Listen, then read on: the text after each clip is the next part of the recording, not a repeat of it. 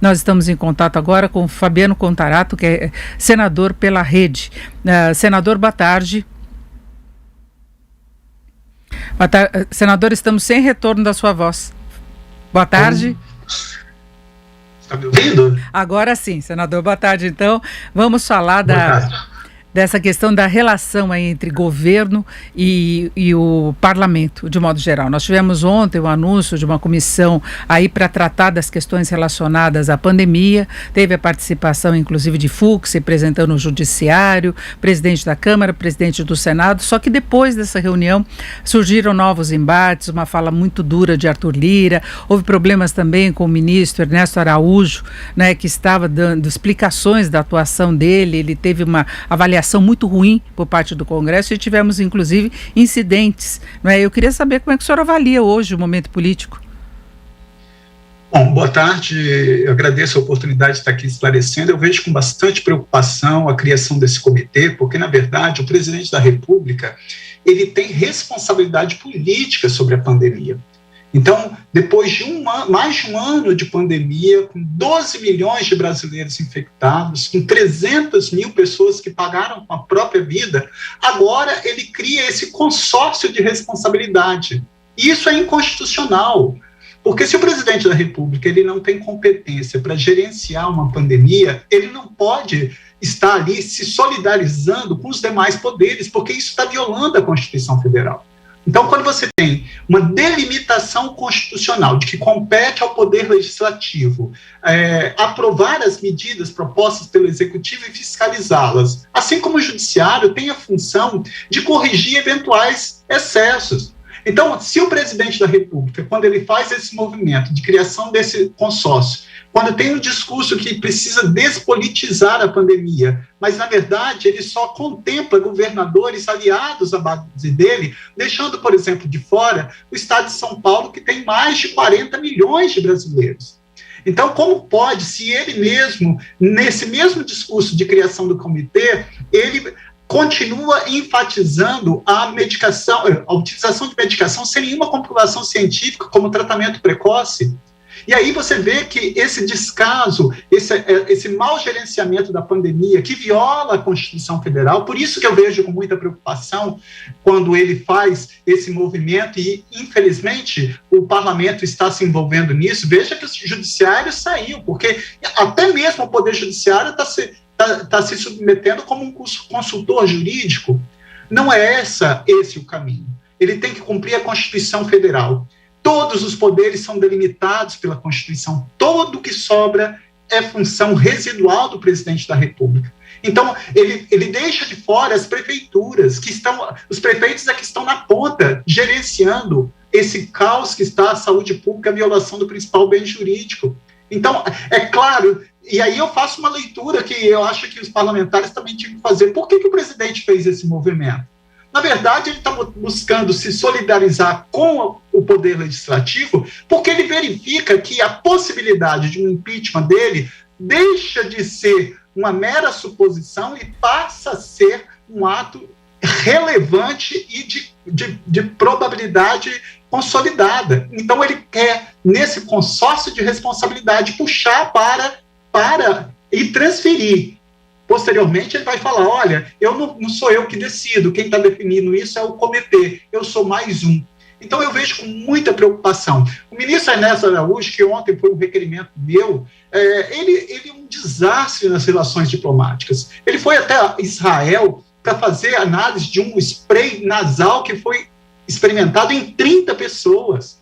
Nós tivemos uma ingerência dos Estados Unidos aqui com a aquisição da Sputnik V e que o Ministério das Relações Exteriores não participou de absolutamente nada. Nós tivemos um atentado no Capitólio nos Estados Unidos e que o Brasil sequer manifestou solidariedade. Então, esses movimentos antidemocráticos, em plena pandemia, nós temos uma crise sanitária, mas também nós temos uma crise política muito grave no país. Quem de sã consciência vai conceber como razoável esse comportamento do presidente da República, do Ministério da Saúde, do Ministério das Relações Exteriores, com 12 milhões de contaminados e 300 mil mortos?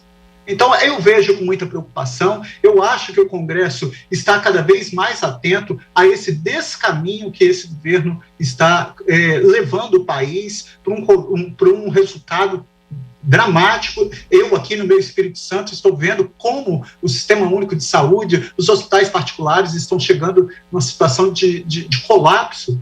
Então, eu acho que é muito grave esse momento, acho que o Poder Legislativo tem que ter a sobriedade, a serenidade para saber conduzir e tomar as medidas que devam ser tomadas constitucionalmente. Agora, eu não acho que é o melhor caminho criar esse comitê, transferindo responsabilidade para que depois de um ano, mais de um ano, ele transfira essa responsabilidade para quem não tem essa responsabilidade, porque eu volto a frisar, isso não sou eu que estou falando, é a Constituição Federal. Os poderes são independentes e harmônicos entre si. Compete ao Legislativo apurar, fiscalizar o Executivo e aprovar as leis, as proposições oriundas do Executivo. O Judiciário dirimir dúvidas.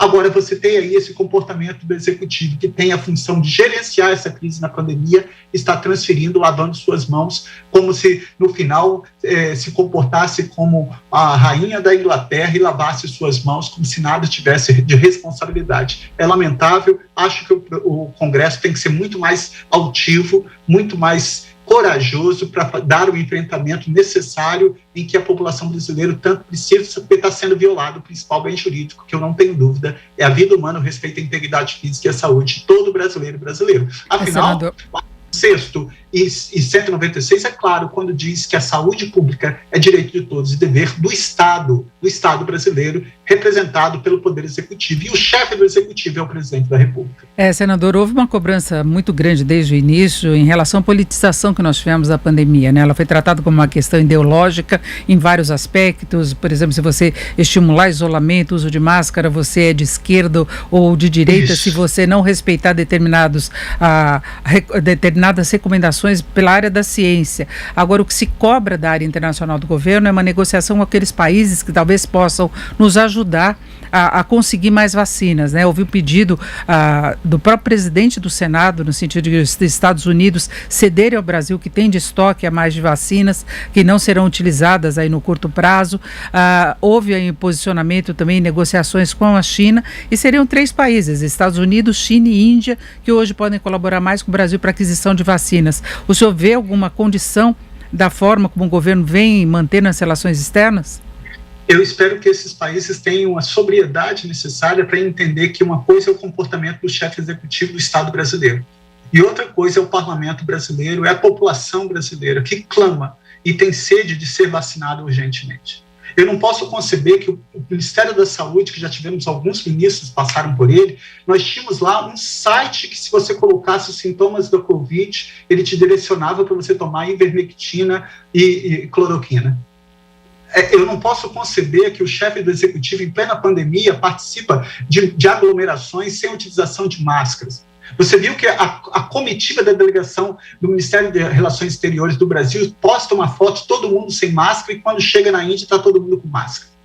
Eu Israel, não posso que o Brasil não tem essa humildade de chegar e pedir isso. E por isso que nós, no Senado, fizemos esse apelo internacional. Eu tenho certeza que a própria Comissão de Relações Exteriores do Senado Federal, junto com a senadora Cátia Abreu, que é atuante também nesse momento, nós teremos, sim, a possibilidade de reverter esse triste quadro e esse lamentável comportamento do chefe do Itamaraty, que muito está deixando a desejar nesse momento tão delicado de condução de pandemia no Brasil, que poderia sim estar. Você vê que quando houve, ele foi para o Twitter para atacar o governo chinês. Olha, a China é um dos principais parceiros do Brasil e sempre foi, independente de qualquer ideologia partidária do Brasil, a China sempre foi e sempre será um grande parceiro do Brasil. Agora é necessário que nós consigamos fortalecer e resgatar essa vinculação, esse elo que sempre existiu na diplomacia brasileira, e eu espero que isso o Senado possa contribuir. Agora, senador, nesse clima que já não é dos mais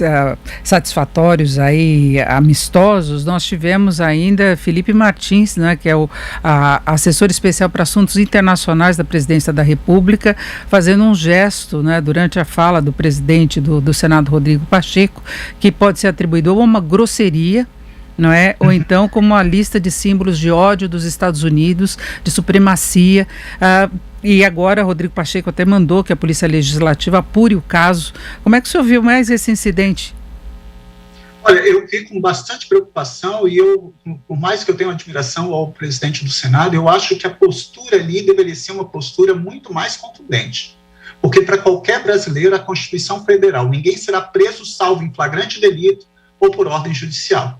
Naquele contexto, eu não tenho dúvida, deveria ser recolhido aquela pessoa, encaminhada à Polícia Legislativa ou à Polícia Federal para fazer análise no estado flagrancial, quer seja por um crime de calúnia, de injúria ou difamação, no caso seria uma injúria, ou se nós estaríamos diante aí de um comportamento muito mais grave, dentro de uma casa onde você está sendo presidida com o presidente do Congresso Nacional, um servidor, chega ao ponto de fazer aquele gesto que é conhecido mundialmente como um poder branco, né? Uma supremacia branca, né? Por isso que os 3 dedos para cima evidencia a letra W, né, de white, e o O com a mão, um P de power, né? Então é a supremacia branca. Eu acho que ali deveria sim não permitir que ele continuasse naquele recinto.